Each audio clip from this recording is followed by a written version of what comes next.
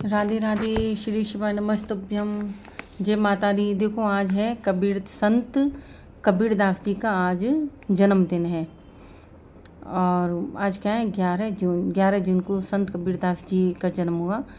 और संत जो कबीरदास हैं, ये 15वीं शताब्दी में हुए थे और ये बहुत बड़े कवि, संत और समाज सुधारक थे। तो इसलिए इनकी जयंती पूरे भारतवर्ष में मनाई जाती है। तो देखो, इसमें जो संतों की उसमें भी इनका आता है थोड़ी सी कथा के बारे में कि किस तरह ये भगवान में लीन रहते थे, भगवान को किस तरह मानते थे। हिंदू धर्म में हुए थे लेकिन एक मुस्लिम घर में इनका पालन पोषण हुआ था। तो इस एक छोटी सी कथा के द्वारा बताती हूँ। महात्मा रामानंद के आशीर्वाद से कबीर जी का जन्म एक विधवा ब्राह्मणी के पेट से हुआ। ब्राह्मणी ने लोकराज से डरकर पुत्र को तालाब में फेंक दिया था, लेकिन भाग्यवश एक अली नाम का जुलाहा उसको वहां से निकालकर अपने घर ले आया और लालन पालन करने लगा। बड़े होने पर यही बालक कबीर भगवान के बड़े भक्त हुए। ये अपनी जात पात का ध्यान न कर भगवान के भजन में मस्त रहते थे। एक दिन अचानक आकाशवाणी हुई, है कबीर, तुम तिलक और माला करके भगवत भक्त स्वरूप हो, महात्मा रामानंद जी से गुरु दीक्षा लो। कबीर जी ने उत्तर दिया कि रामानंद जी तो सिवाय उच्च वर्ण के किसी को गुरु दीक्षा नहीं देते, फिर मुझ मुसलमान को कैसे गुरु दीक्षा देंगे। फिर उत्तर मिला कि महात्मा जी सुबह जिस रास्ते से नित्य स्नान करने को जाया करते हैं उसी रास्ते पर जाकर पड़े रहो। कबीर जी आकाशवाणी के आदेशानुसार उनके रास्ते में जा पड़े। जब महात्मा जी स्नान को जाने लगे तो उनकी खड़ाओं की चोट इनके सिर पर लगी। महात्मा जी घबरा गए और मुख से राम राम उच्चारण करने लगे। तब कबीर जी उठे और उसी राम नाम को महामंत्र समझकर तिलक माला धारण करके जप करने लगे। एक दिन माता ने इनसे पूछा कि बेटा, तुम किसके बहकावे में हमारे धर्म के विरुद्ध राम नाम उच्चारण करते हो? ऐसा करना तुम्हें उचित नहीं है। किंतु कबीर जी ने माता की बात पर कुछ भी ध्यान नहीं दिया और बार बार राम नाम जपते रहे।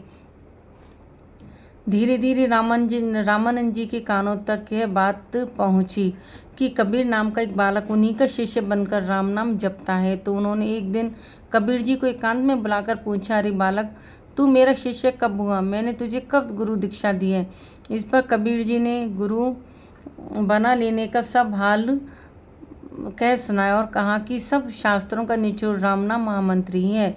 राम स्तवराज में लिखा है कि राम नाम महामंत्री जप करने के योग्य है। जो आदमी राम नाम भजता रहता है उसको सभी सुख प्राप्त होते हैं। ऐसा जानकर भी जो राम नाम नहीं भजते उनका किस प्रकार उद्धार हो सकता है? और जब आपके मुख से उसका उपदेश मुझे हो चुका है, तब फिर मेरे शिष्य और आपके गुरु होने में संदेह ही क्या रहा। जब महात्मा जी ने कबीर जी की राम नाम में ऐसी प्रीति देखी तो उठकर उनको छाती से लगा लिया और बड़े प्रेम से भजन स्मरण और साधु की सेवा करने का उपदेश देकर अपने पास से विदा किया।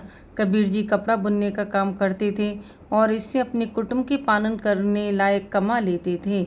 एक दिन कबीर जी बाजार में एक थान बेच रहे थे। एक साधु ने आकर इनसे कहा कि मेरे पास वस्त्र नहीं है, मुझे शरीर ढकने के लिए कुछ वस्त्र दीजिए।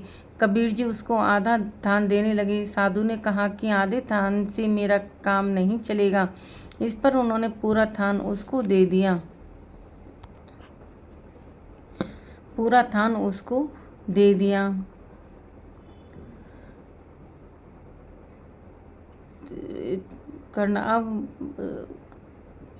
उसको दे दिया। इसी थान को बेचकर आज कुटुंब का पालन करना था।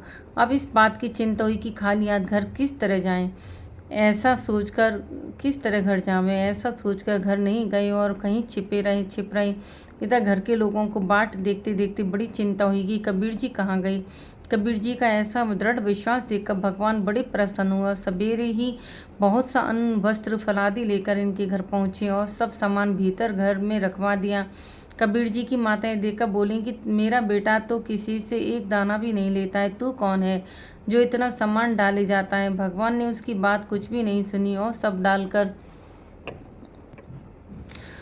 डालकर तिनका दबाए अपनी बेगम सहित अपने अपराधों की क्षमा मांगने के लिए कबीर जी के डेरे पर पहुंचा और उनके चरणों पर गिर पड़ा।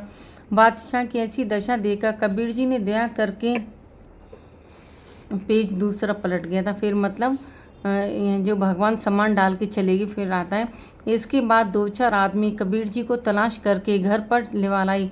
कबीर जी ने घर आकर जब सब सामान देखा तो इसको भगवान की कृपा का ही फल समझा। बहुत से साधुओं की बुलाकर सब सामान बांट दिया।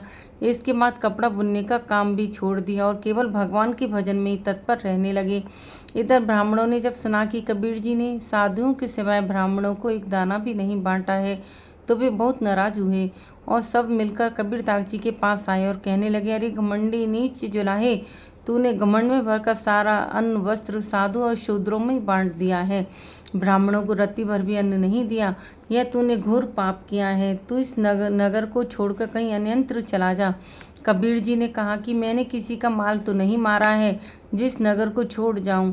ब्राह्मणों ने कहा कि तूने बिना हमारी सम्मति के सब अन्न वस्त्र शूद्रों को बांट दिया है, यही तेरा अपराध है। या तो तू कुछ अन्न वस्त्र हमारी भेंट कर, नहीं तो नगर से निकल जा। कबीर जी बोले, ही ब्राह्मणों, मेरे पास तो अब इस घर के सिवाय कुछ भी नहीं बचा है, इसे आप लेने में जाता हूँ। और ऐसा कहकर कबीर जी चुपचाप घर छोड़कर चले गए। किंतु भगवान की इच्छा तो कबीर जी को काशी में विख्यात करने की थी। इसी कारण उनके पीछे से कबीर जी का रूप धारण करके घर में आए और इतना अन्न वस्त्र ब्राह्मणों को बांटा कि कबीर जी की खूब प्रसिद्धि हुई। सभी ब्राह्मण परमानंदित होते हुए अपने अपने घर गए। अनंतर भगवान ब्राह्मण का रूप धारण करके कबीर जी के पास पहुंचे और बोले, बेटा तू वन में किस लिए घूमता फिरता है? तू कबीर जी के घर जा, क्योंकि वहाँ जो कोई जाता है उसे खूब अन्न वस्त्र मिलता है। इतना सुनकर कबीर जी उसी समय अपने घर आए और घर पर देखा उसको भगवान की कृपा समझकर प्रेम से गदगद हो गए। इसके उपरांत वे नगर में खूब विख्यात हो गए। अब इनके पास प्रतिदिन इतनी भीड़ जमा होने लगी कि भजन में भी विघ्न होने लगा। इसलिए इनको यह चिंता हुई कि कोई ऐसा उपाय करना चाहिए कि जिससे भीड़ जमा न हो पाए। ऐसा विचार कर उन्होंने एक गलत महिला अपने साथ रख ली। एक हाथ तो उसके गले में डाल ली तो दूसरे हाथ में गंगाजल की बोतल लेकर सब नगर में फेरी लगाने लगे। ऐसी दशा देखकर हर भक्तों को बड़ा आश्चर्य हुआ और सोचने लगे कि कबीर जैसे भक्त को क्या सूझे, जो एक हाथ में तो मदरा की बोतल ले रखी है और दूसरा हाथ गलत महिला के गले में डालकर उन्मत्त व्यभिचारी की भांति नगर में घूमते फिरते हैं। जब ऐसे भक्तों का ये हाल है तो निरंतर जो गलत महिलाओं का संग करते रहते हैं उनकी क्या गति होगी। लोग इनकी हंसी उड़ाने लगे और कोई पागल बताने लगे। लेकिन ऐसा करने से कबीर जी की इच्छा पूर्ण हुई। 2-4 आदमियों के सिवाय सबका इनके पास आना बंद हो गया। इसके अनंतर एक दिन कबीर जी हाथ में बोतल और एक गलत महिला को साथ लेकर राज दरबार में पहुंचे और बैठ गए। यद्यपि राजा और मंत्री कबीर जी की बड़ी भक्ति करते थे, किंतु इनकी ऐसी दशा देखकर किसी ने भी इनका सत्कार नहीं किया।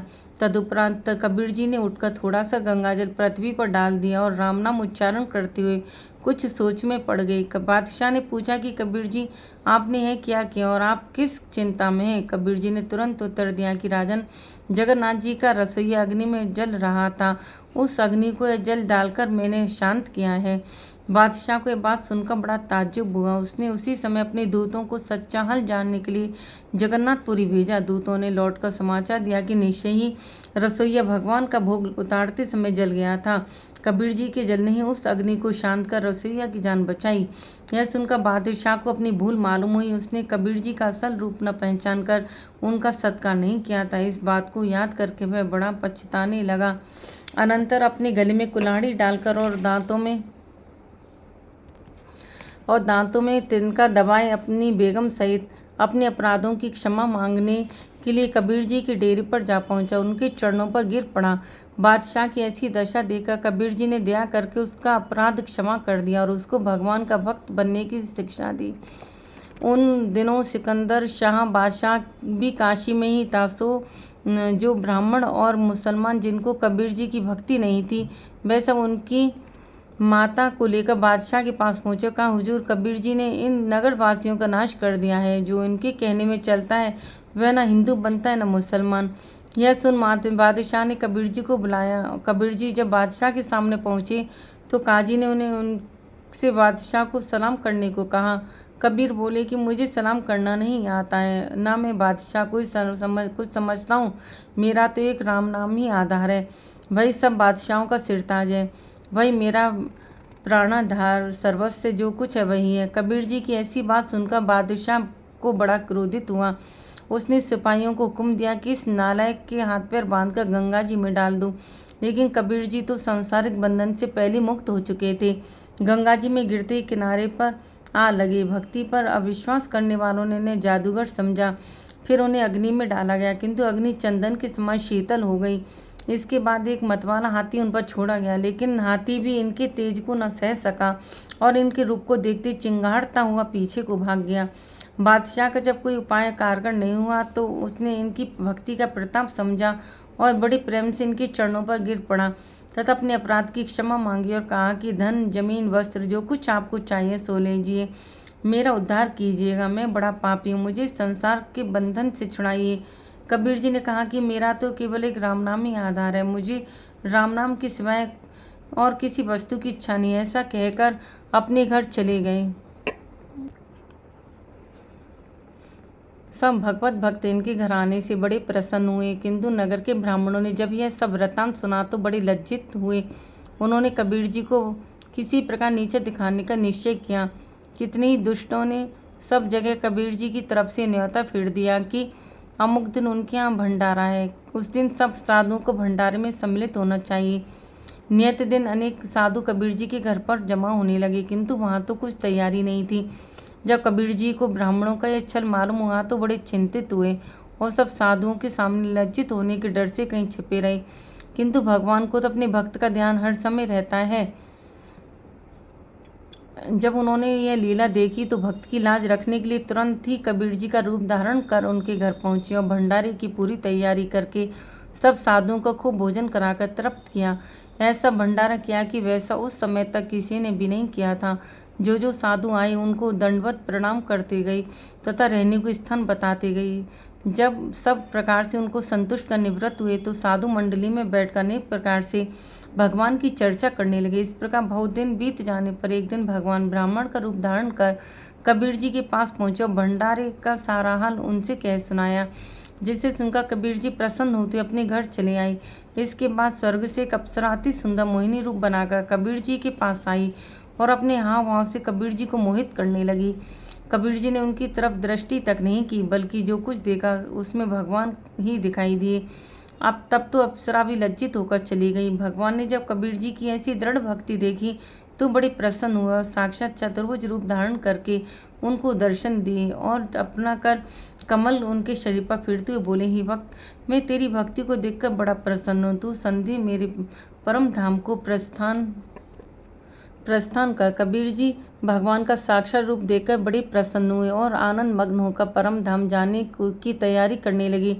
तदंतर जाने के पूर्व संसार का मोह मिटाने के लिए एक विचित्र चरित्र और किया। सारा संसार इस बात को जानता है कि काशी जी के पास मगध देश में प्राण त्याग करने से गधे की योनि मिलती है, किंतु कबीर जी ने मगध देश में ही जाकर प्राण त्याग दिया और संसार को यह दिखा दिया कि जो मनुष्य कर्माधीन है केवल वही मगध देश में प्राण त्यागने से गधे की योनि में जाते हैं। जो नारायण के एकांत भक्त हैं वे किसी भी देश में किसी भी जगह किसी भी समय प्राण त्याग क्यों ना करें, सीधे बैकुंठ धाम को ही जाते हैं। मरने से पूर्व कबीर जी ने अपने हिंदू शिष्यों से लाश का अग्नि संस्कार तथा मुसलमान शिष्यों से दफन करने के लिए कह दिया था। इस पर हिंदू मुसलमानों में वाद विवाद हुआ। इसी बीच किसी ने लाश पर से चादर हटा दी। सबको यह देखकर बड़ा ही विस्मय हुआ कि उस लाश की जगह केवल एक फूल था। सबने भगवान के भक्त की महिमा को पहचाना और दोनों जातियों ने आपस में मिलकर आधा आधा फूल ले लिया।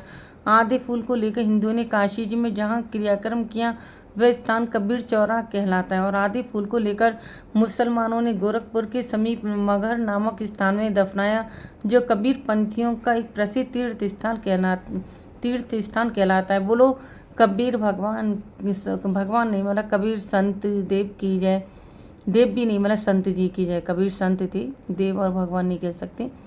वह संत थे, समाज सुधारक थे और 15वीं शताब्दी में, जैसे मैंने बताया, पूरी तुमने कबीर जी के बारे में जाना। धन्यवाद।